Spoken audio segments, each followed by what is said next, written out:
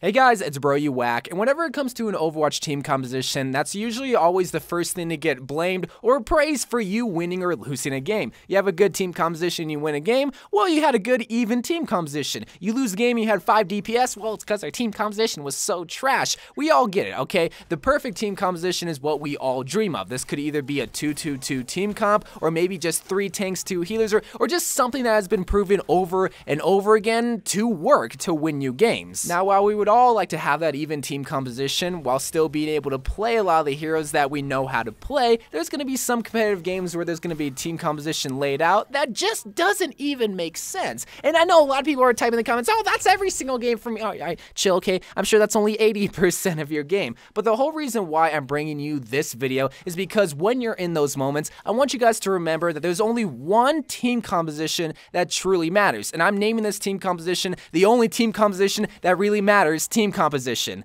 Yeah, I'm not that good at names, dog. And the only team composition that really matters to help give you a better chance of winning is having a tank and a healer on your team, specifically a primary healer. Now, I know what you guys are thinking, well, of course you just need a tank earlier, but how many times, all right, let me ask you this, how many times have you found yourself in the situation where 4 DPS are picked and you're stressing because, oh my god, we won't have the 2-2-2 team comp, oh my. The whole point of this video is to really relieve stress and just knowing that, okay, we only need 2 people to step up to not play DPS, to play a tank and to play a healer, hopefully a primary healer. Because just by you and hopefully one other person, just 2 simple individuals stepping up and playing a hero category that they might not want to play will give yourself a better chance than you just ignoring what the problem is. Because that's what a lot of bad players do, is that they see a problem and they ignore it. They try to find ways around it rather than just solving the freaking problem that's right in front of you. And here, it's the easiest solution. Simply just pick heroes that will not only help absorb the damage, but also heal a lot of the damage.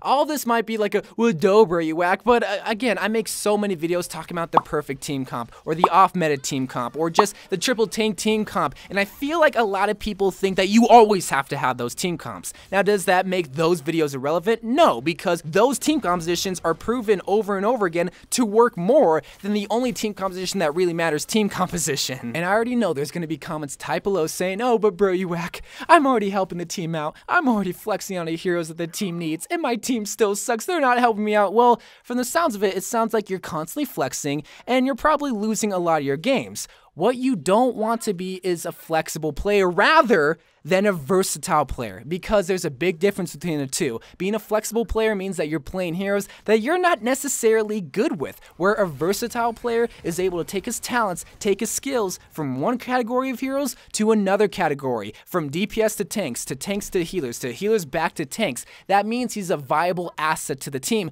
That also means he's able to fit the team composition that only matters, team composition, in times of desperation. Because if you need a tank and you're willing to play a tank, you still have to put in work with that freaking tank. And you can kind of see where I'm getting at with this. This means you have to buckle down and really, truly learn the hero that you constantly see yourself flex on. Diva, Zarya, Lucio, Mercy, whatever the case may be. It could even be DPS, but we all know we're all DPS gods. A perfect way I can portray this to you guys is an example with me, because everything's about me. All just aside though, if you guys remember like about a year and a half ago, I would constantly use the excuse that I didn't know how to play tanks. Just give me Mei, give me Soldier, or give me Zenyatta, and we'll be fine. Well, in the times of desperation where 4 DPS and a healer's already picked and we needed a tank, what would happen? Well, 2 things would happen. Either A, I would flex onto a tank that I didn't know how to play, constantly feed, and lose the game, or B, I would not flex onto a tank at all and we would just get steamrolled by the enemy team. So what did that mean for me? I had to buckle down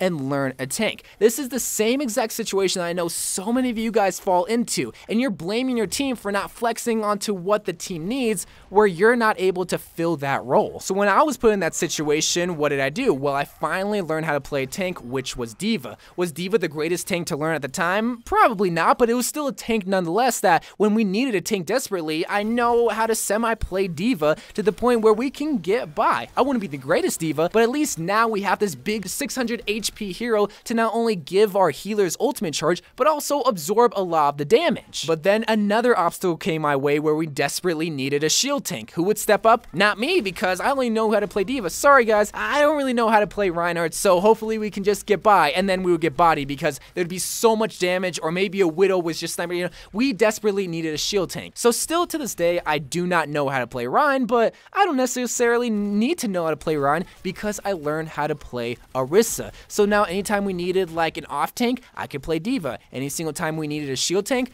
I could play Orisa. Now I'm a versatile player rather than just being a flexible player. So a big reason why I'm telling you guys that story whenever it comes to me and tanks is that I want you guys to remember that that's the kind of player that you need to be. I'm not saying I'm the perfect Overwatch player. In fact, I'm far from it. But I realize that I have to be good at the hero that I'm flexing on. I'd rather just not play a tank if I'm just gonna feed, which is still bad, but rather just being able to perfect the craft of a tank hero so that in times of desperation for the team composition that only matters, I'm able to fulfill that role of the two spots that only is really needed, which is a tank and a primary healer. Now I still have to learn that primary healer spot because I'm not that good at Mercy, but still. So next time you're going in a competitive game and you see all these DPS heroes picked and you're sitting there freaking out like, oh my god, this isn't a perfect team, we're gonna lose, it's just nobody's working the team, just settle down. Realize this, it just takes two people to step up to give your team a slightly better chance than what you had before. And if you're willing to be that one person, it just takes that one person to show the team, hey,